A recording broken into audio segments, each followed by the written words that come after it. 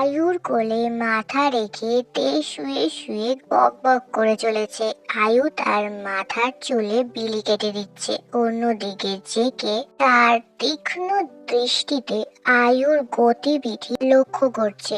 সে তো সহজে কাউকে বিশ্বাস করে না, আর যেখানে বিষয়টা তার তেকে নিয়ে সেখানে তো সে আরো বেশি সতর্ক। সারাটা দিন তে তার আন্টি এবং জিমিনের সাথে মজা করে কাটিয়ে দেয় এবং ক্লান্তির কারণে তাড়াতাড়ি ঘুমিয়েও পড়ে। বর্তমানে মেনশনে জেকের অফিস রুমে জেকে বাদে আরো 3টি মানুষ উপস্থিত আছে, তবে জেকের দৃষ্টি একজনের ওপরেই স্থির। তো মিস আয়ু, সবটা আপনি বলবেন নাকি আমি সাহায্য করব? আন্টি, ভয় পাবেন না, আপনি যা জানেন সবটা খুলে বলুন। জিমিন তাকে আশ্বস্ত করলে আয়ু তখন বলতে শুরু করে।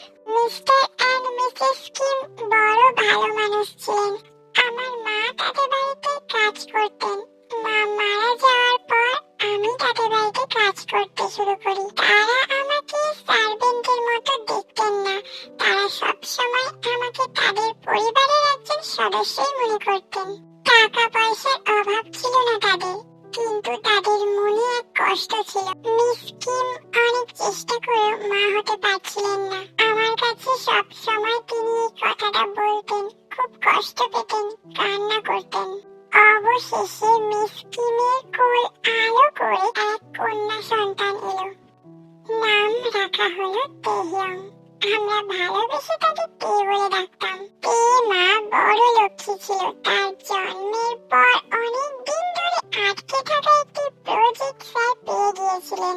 এই খুশিতে তিনি একটি পার্টির আয়োজন করলেন, কিন্তু হঠাৎ করে সবটা শেষ হয়ে গেল। পার্টির আগের দিন রাতে স্যারের কাকা তার পরিবার নিয়ে হাজির হলেন এবং হঠাৎ এক প্রস্তাব রাখলেন।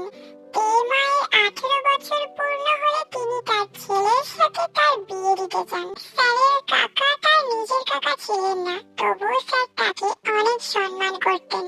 কিন্তু অনেক বোঝানোর পরেও স্যার এই প্রস্তাবে রাজি হননি। তার কাকা পরিবার নিয়ে মাঝরাতে চলে যায়। আমার এই বিষয়টা কেমন যেন লাগে, কারণ তিনি রাতটা থেকে পরের দিন সকালে চলে যাবে বলেছিল। তবে হঠাৎ করে মাঝরাতে চলে গেল কেন? ওই রাতে ম্যাম আমার কাছে এসে বললেন কোম্পানিতে নাকি খুব বড় সমস্যা দেখা দিয়েছে, তাদের দুজনকে নাকি সেখানে যেতে হবে। এবাকে আমার কাছে রেখে তারা চলে যান।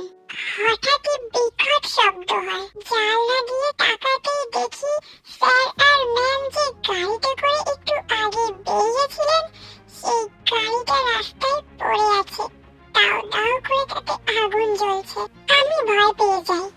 এমার দিকে তাকাতে দেখি সে কান্না করছে, কিন্তু নিঃশব্দে। হয়তো সে বুঝে গেছিল তার বাবা মা আর নেই। তখনই আমি বেশ কয়েকজন লোককে বাড়িতে প্রবেশ করতে দেখি।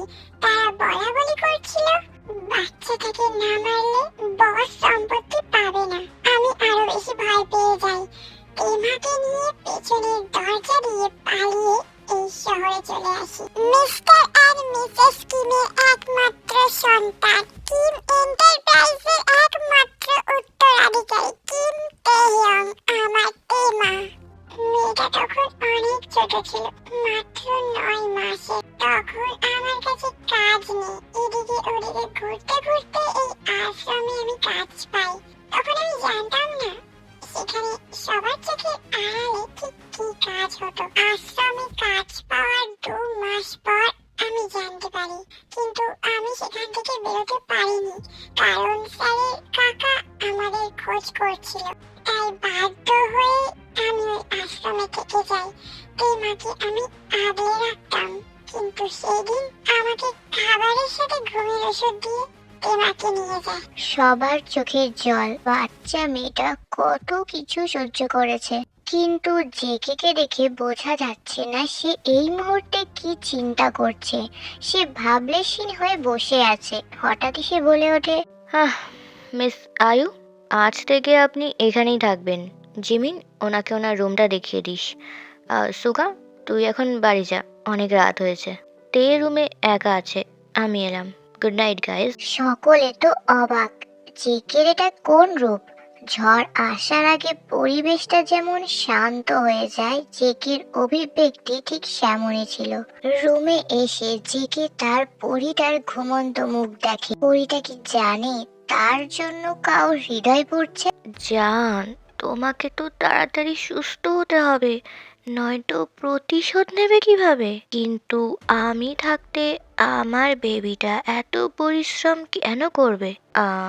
এর থেকে বরং যতদিন না আমার বেবি স্বাভাবিক হচ্ছে ততদিনে আমি তার প্রতিশোধ নেওয়ার পথটা সহজ করে দিই।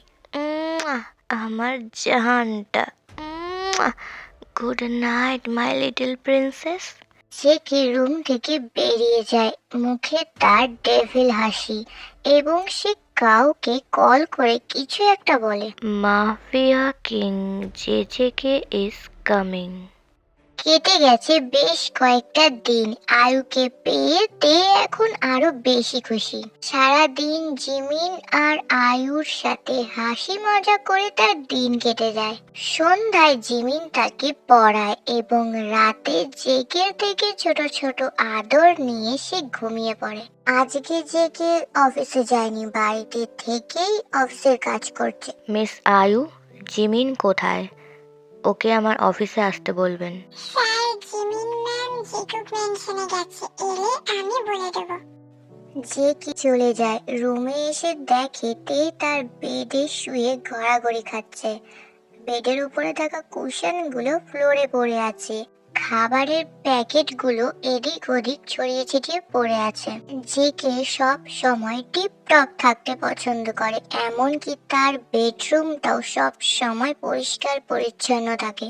একটু এদিক ওদিক হলেই সে প্রচন্ড রেগে যায়। কিন্তু বর্তমানে সবকিছুই পাল্টে গেছে। তেল জায়গায় এখানে যদি অন্য কেউ থাকতো তবে এতক্ষণে তার, ইউ নো হোয়াট আই মিন।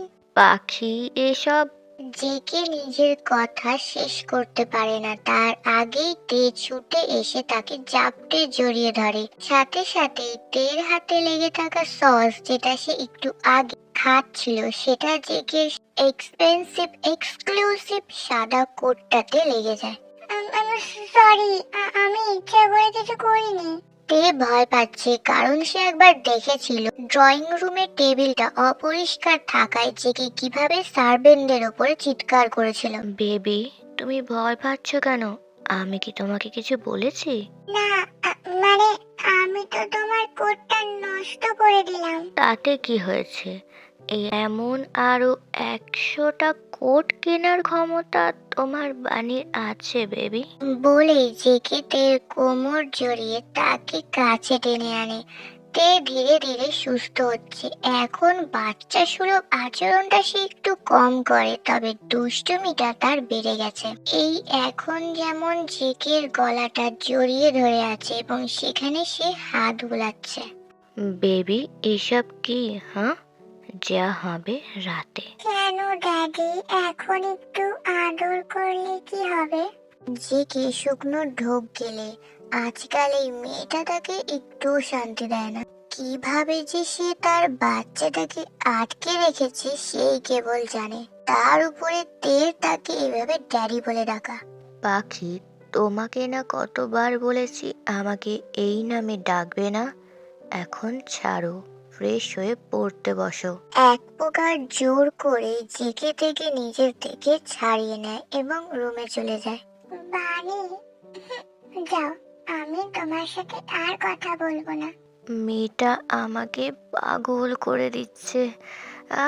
এত গরম লাগছে কেন? ফ্রেশ হতে হবে। এখন আমি আমার বাচ্চাটাকে কিভাবে শান্ত করব? আহ তে, তুমি খুব দুষ্ট হয়েছ। আমি যত নিজেকে কন্ট্রোল করার চেষ্টা করি তুমি ততই আমাকে দুর্বল করে দাও। আধ ঘন্টা পর জেকে ফ্রেশ হয়ে ওয়াশরুম থেকে বেরিয়ে আসে এবং সোজা চলে যায় অফিস রুমে। ভাইয়া, আন্টি বললো তুই নাকি আমার সাথে দেখা করতে চেয়েছিলিস। হুম, তের বিষয়ে তোর সাথে কিছু কথা বলার ছিল। তে ধীরে ধীরে ইমপ্রুভ করছে, তের ব্রেন অনেক শার্প, তে অনেক তাড়াতাড়ি অনেক কিছু শিখে ফেলেছে। কিন্তু ভাইয়া, কিন্তু কি? যা বলতে চাস পরিষ্কার করে বল। আসলে ভাইয়া, তে তো কেবল আমাদের মাঝেই স্বাচ্ছন্দ্য বোধ করে। অপরিচিত কাউকে দেখলেই ভয়ে গুটিয়ে যায়। বাইরের জগৎ সম্পর্কে সেভাবে কিচ্ছু জানে না। যেটুকু জেনেছে সবটাই আমাদের মাধ্যমে। কিন্তু আমরা তো সব সময় ওর আশেপাশে থাকবো না। তখন কি ভালো আর কি খারাপ ওকে নিজেকেই বুঝে নিতে হবে। কিছুদিন পর তে কলেজে ভর্তি হবে, কলেজে যেতে শুরু করবে। তখন যদি ও ওর আশেপাশের মানুষদের ভয় পেতে শুরু করে, ওর এই দুর্বলতার সুযোগ নেবে মানুষ। হট করে তেকে অনেক মানুষের সামনে নিয়ে যাওয়া যাবে না। তাই আমি চাই তে আমার সাথে জিকুক মেনশনে যাবে এবং এখন থেকে ওখানেই থাকবে। ওখানে মম, ড্যাড, আমরা সবাই মিলে ওকে এমন ভাবে তৈরি করব যাতে এই বর্তমান জগতের সাথে ও তাল মিলিয়ে চলতে পারে। এখানে আমি আর আন্টি মিলে ওকে সব শেখাতে পারবো না। মম অনেক অভিজ্ঞ, এমন বেশ কিছু বিষয় আছে যেগুলো মমই ওকে শেখাতে পারবে। জিমিনের কথাগুলো জেকে মন দিয়ে শোনে। জিমিন ভুল কিছু বলেনি। সব সময় তো জেগেও তের পাশে থাকতে পারবে না। এমনও কিছু পরিস্থিতি আসতে পারে যেখানে তেকে নিজের সুরক্ষা নিজেকেই করতে হবে। ওকে, কালকে আমরা জিকুক মেনশনে যাচ্ছি, আর এখন থেকে আমরা ওখানেই থাকবো। সবাই মানে? ভাইয়া তুইও? অবশ্যই। আমি আমার প্রিন্সেসকে ছাড়া এক মুহূর্তও থাকতে পারবো না। আমি তো ওকে জড়িয়ে না ধরলে ঘুমাতেই পারি না। ভাইয়া, আমার সামনে তুই কি সব বলছিস? কি এমন বলেছি যে এমন রিয়াকশন দিচ্ছিস? তোরা তো এরপর থেকে দরজা বন্ধ করে যা ইচ্ছা করিস। তোদের জন্য আমার সহজ সরল পাখিটা এখন যা তো। জিমিন বিরক্তিকর মুখ করে সেখান থেকে চলে যায়। তে, কি করছো? জিমিনা, আমি তো ছবি আঁকছি। দেখো তো বাড়ির ছবিটা কেমন এঁকেছি। হ্যাঁ, এটা তুমি এঁকেছো? অসম্ভব সুন্দর হয়েছে তে, পুরো জীবন্ত মনে হচ্ছে। কিন্তু তে, তুমি শুধু ভাইয়ার ছবি আঁকলে, আমি কি বাদ? জিমিনা, তুমি কষ্ট পেও না, তোমার ছবিও আঁকবো। কার ছবি আঁকার কথা হচ্ছে এখানে? কি হয়েছে পাখি? তোমার মুখটা এমন দেখাচ্ছে কেন? জিমিন কি তোমাকে কিছু বলেছে? ভাইয়া, তোর এমনটা কেন মনে হলো? আমি থেকে কিছু বলেছি? ও আমার বেস্টু, আমি কেন ওকে কিছু বলতে যাব? তুই খুব খারাপ ভাইয়া। তে, আমি এলাম, সর সামনে থেকে। ভাই বোনের এই দুষ্টু মিষ্টি ঝগড়াতে খুবই এনজয় করে। খুব হাসি পাচ্ছে তাই না? বলেই জেগে এক টানে তেকে নিজের কাছে আনে। তোমরা সব সময় টম এন্ড জেরির মতো ঝগড়া করো। তার মানে তুমি বলতে চাইছো আমি খুব দুষ্ট? তবে তো একটু দুষ্টুমি করতে হয়। বলেই জেগে তের ঘাড়ে মুখ ডোবায়। বেবি, এর আগেও তো তোমাকে ছোট আদর দিয়েছি, রোজই তো দিই, তবে এত কাঁপাকাঁপি কেন করো?